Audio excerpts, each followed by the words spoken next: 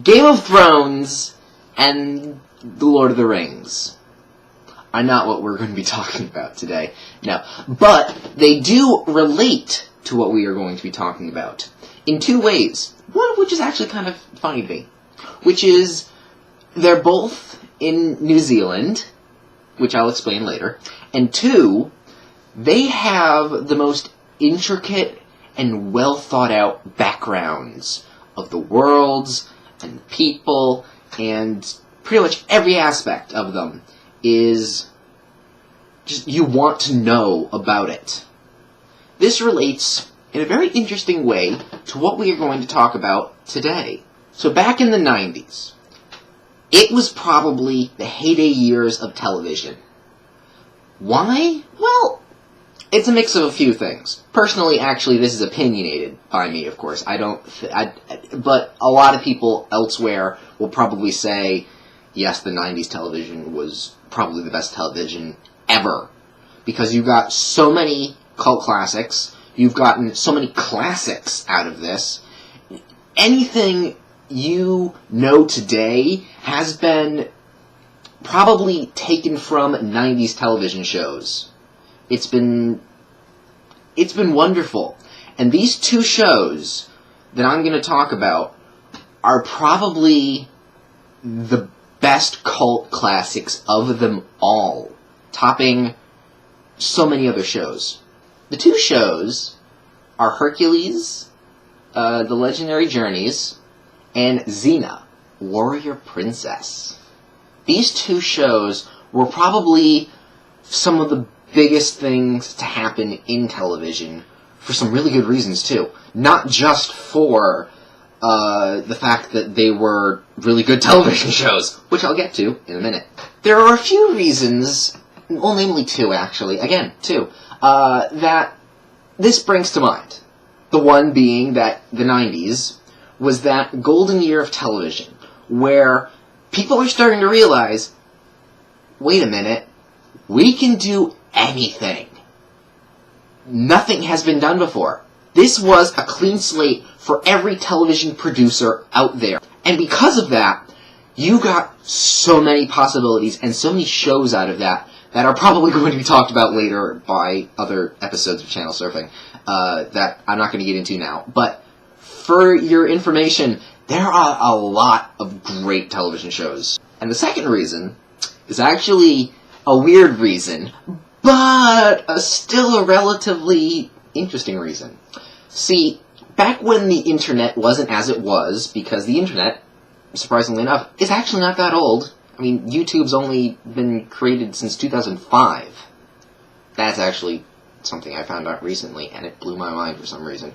When you're a kid, and you are in that special age of preteen, and you're starting to notice girls, and all those funny feelings start emerging, you had two options. What is it with two in this episode? Option number one was sneak very carefully onto the family computer and find porn, which was a bit shady and virusy back then. Now it's better, but that's another show entirely. The second option was television. Now, you wouldn't think that television from the 90s would be, well, what it is today, whereas at a drop of a hat, you can have people topless in cable stuff. But at least, well, there's also stuff in primetime soap opera stuff where everyone's like, okay, implied sex and things that... You couldn't back then actually have a sex scene. Or at least show a lot of the sex scene. Not like it was today. No. So, they had to work around this. Enter wardrobe and very interesting themes. The theme, of course, we're talking today is Greek mythology. Now, Greek mythology is very, very prevalent to me. I loved Greek mythology when I was learning it in school. It was probably one of the only subjects that caught my attention. And it probably shaped my thoughts of now. I have mythological creatures on the brain a lot. But that's another show for the Halloween episode. Spoilers, creatures are awesome. But nevertheless, wardrobe played a big part in Hercules and Xena. Especially the fact that when a kid wanted to see some skin,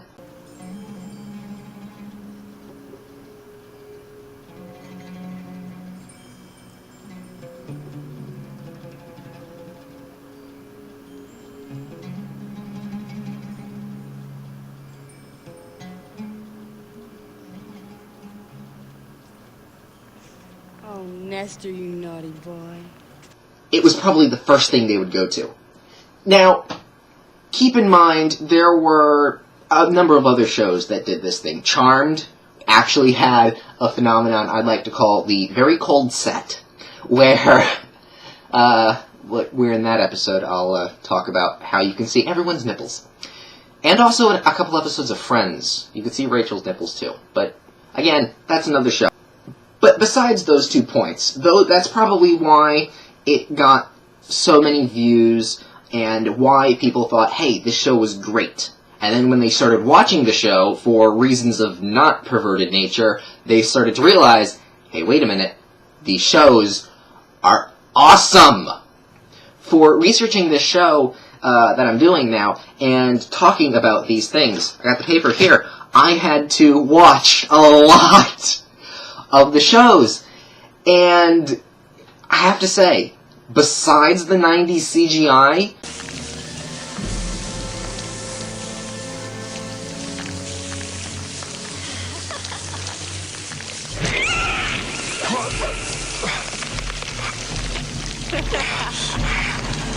these shows kept up so well. It's amazing to me. It's like right on the cusp of between where film was done on actual film reels and where they turned to digital in HD videos. It was right on that cusp. And because of that, it looks really good. It looks old, but not bad old. So let's talk about the first one. Hercules, The Legendary Journeys. Announcer? Only one man dared to challenge their power. Hercules. Hercules possessed a strength the world had never seen, a strength surpassed only by the power of his heart. He journeyed the earth, battling the minions of his wicked stepmother Hera, the all-powerful queen of the gods. From 1995 to 1999, this show was very prevalent. 6 seasons here, people. 6 beautiful seasons. The show was, dare I say, original. Very original. It's probably why it's kept so well, because the originality from then has stayed to now. And from a standpoint of now television, there's a lot of same old with cop shows and reality television, and it's just the same old every single time. And when something new happens, that's what is prevalent, and that's why it gets so popular. Take, for example, Breaking Bad. Who the fuck would have thought cooking meth would be so popular? But alas, it was original, it was new, and it was good. Granted, I haven't actually watched a single episode of Breaking Bad. Like Firefly. I'm not interested. I'm just not interested. The show starred Kevin Sorbo, which from now until the end of time, he will be known as the guy who played Hercules. Even in an episode, probably, I think the first episode of Andromeda, where he was the captain of a spaceship. The show's actually really good. That's another show, though. A lot of other shows, too. They actually made a joke about how he was like a glistening god or something. I'm telling you, the guy is huge. He's like some kind of Greek god or something. And it was phenomenal, and it's like, okay, yeah, he's going to be the guy who played Hercules forever. And for that, I think it's fine, because he did so well at it. He gave Hercules that kindness, that I want to do good in the world, but also mess up my stepmother Hera kind of thing, because Hera, spoiler alert, killed his family, and now he's going out and, while also being kind to people and helping people in his adventures, he's messing up her stuff, which is good, which is really good. But the only problem with this is that it's not technically, well, Greek mythology. In actual Greek or Roman mythology, he killed his own family and stuff in a fit of rage and stuff. Kind of like Kratos in God of War, but not as violent, and, you know, he felt sorry for it afterwards. But nevertheless, Greek mythology in this is kept very well. The references and the world and the characters, all from that time period, just mingle all together and add just a tiny bit of comedy. That's the best part about this show, too. It's not serious. It doesn't take itself seriously. It has those moments of, oh crap, what's going to happen next? But then, at the end, it's all, like, lighthearted, and, hey, we're joking about it.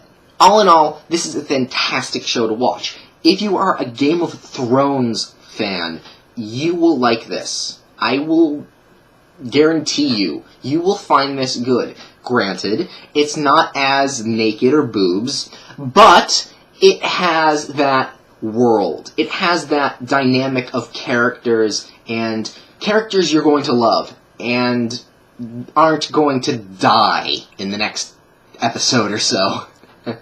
There are returning characters that are really good. I quite like the soothsayer, the guy that has stitches over his eyes, and he sees all sorts of terrible things, and he's like, that's gonna happen, that's gonna be awesome. Girls, wine, murder, mayhem! What more do you want? Now let's talk about Xena, the warrior princess. Announcer, I need you again. She was Xena, a mighty princess forged in the heat of battle.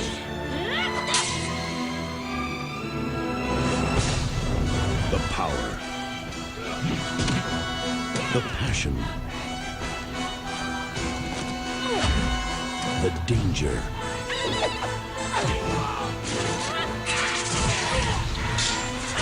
Lucy Lawless plays Xena, and again, she's probably going to be known for the girl who played Xena throughout her time. I don't know any references on that one, though, but there probably are somewhere. Xena was probably one of the first major spin-off series, where you had the Great One series, Hercules, and then people saw it and like, we want more of that, and they got more of that with Xena.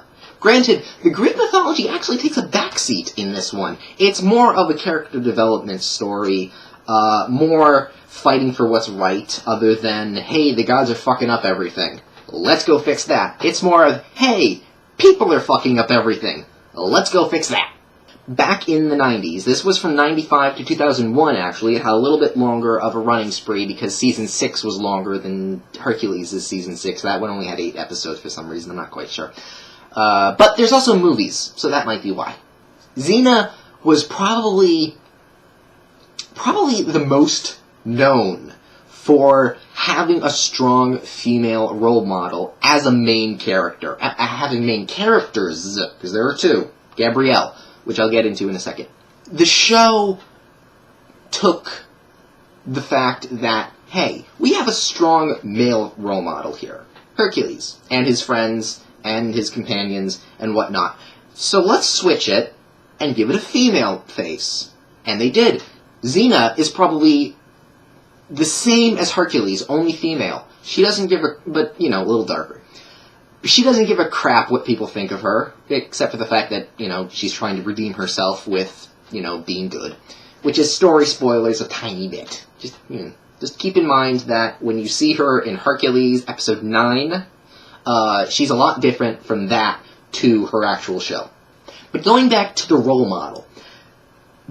In the 90s, this is mid-90s, by the way, in the 90s, there were no real, well, no, actually, scratch that, reverse it. There were quite a few female role models that were the main character. We have Xena, We have Buffy from Buffy the Vampire Slayer, and we have the Charmed sisters from Charmed, which all phenomenal shows, especially if you like the fantasy stuff. But again, those are in another show entirely. You have those role models, and that was spectacular. But nowadays, not really. Now, keep in mind, I'm only talking about main characters. Side characters, there are probably hundreds of strong side characters in all sorts of shows nowadays. But to have a main character that is strong, independent, and can take care of herself without giving a crap of what the male counterpart thinks of her was changing. That happened.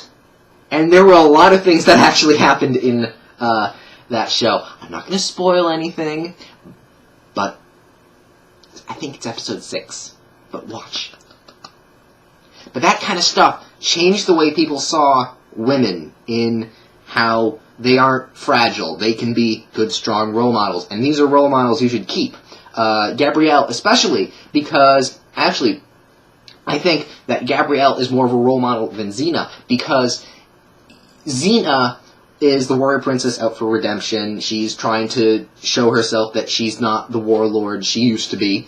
And Gabrielle is the common folk. She was in her village. Xena popped up and helped the village with bandits. This isn't spoilers. This is episode 1.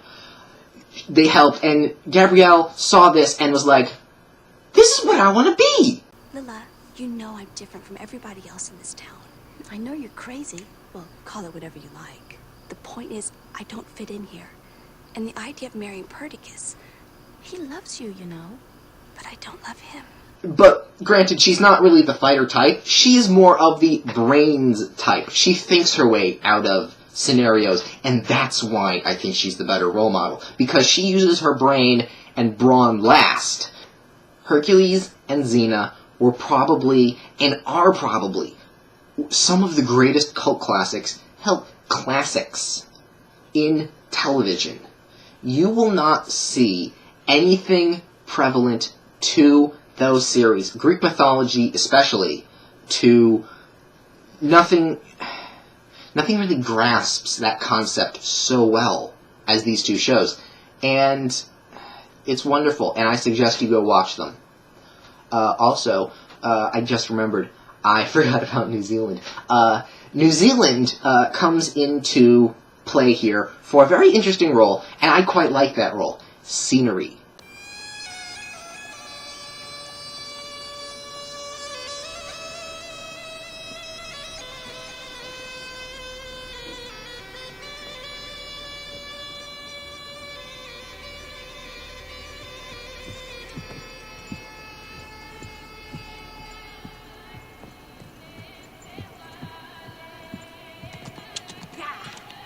Hercules and Xena, just like Lord of the Rings and Game of Thrones, was shot in New Zealand for reasons of both financial, because in New Zealand there were lesser taxes and you didn't have to... There was a few loopholes you can get around. This is the same reason why Farscape shot in New Zealand. They were able to do a lot more on a shorter budget. But Hercules and Xena used it for the landscape, and it is beautiful. You will see it. You will notice. It's like, hey, yes, I saw that in The Hobbit. Well, no, you wouldn't see that in The Hobbit, but you notice that, and it's like, yes, that looks beautiful. That is New Zealand. So that is it for today's... Well, no, actually, there was one other thing. Young Hercules. That was a kid's show. I'm not going to talk about that one, because I'm not that quite prevalent on that one. Why am I saying prevalent so much? I don't know. It's on my head for some reason. But either way, there also were a few movies, mostly on Hercules' side, but there was a crossover, Hercules and Xena, the animated movie. That one looks nice, but I haven't really watched it in a really long time, so that one could be a misstep. I don't know. But watch it and find out if you're a fan. Now that everything's wrapped up, what are we doing next week? I'm looking at that. Ooh, comedy. We're doing some comedy stuff, and we are going to love it. I love this show. This is probably one of the greatest comedy shows ever, and I have to say, It's everything. I'm not going to spoil it, but if you get this joke, you will know exactly what I'm talking about. Everything is made up, and the points don't matter. That's right, the points don't matter, just like a troll's comments in the YouTube section. They just don't matter. We'll keep that joke for next episode.